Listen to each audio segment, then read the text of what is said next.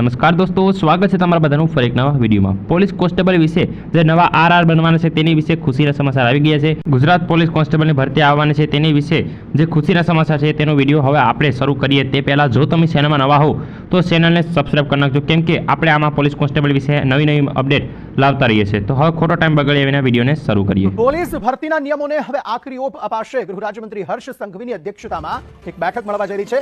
Coaching class વગર પણ પરીક્ષા આપી શકે તે પ્રકારની વ્યવસ્થા કરવામાં આવશે।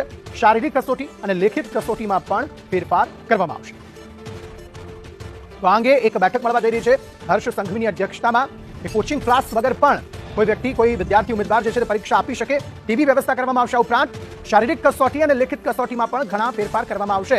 એ કયા ફેરફાર છે, કઈ રીતે તે મદદરૂપ થશે, નવા જે પોલીસમાં ભરતી થવા માટેના જે વિદ્યાર્થીઓ અથવા ઉમેદવારો છે તેમને કઈ રીતે મદદરૂપ થશે તેને લઈને આ બેઠકમાં ચર્ચા કરવામાં આવશે અને તેને આખરી ઓપ જે છે તે આપવામાં આવશે। ગૃહ રાજ્યમંત્રી હર્ષ સંઘવીની અધ્યક્ષતામાં આ મહત્વપૂર્ણ બેઠક મળવા જઈ રહી છે અને આ બેઠકમાં અનેક મહત્વપૂર્ણ મુદ્દાઓ જે છે તે ચર્ચવામાં આવશે।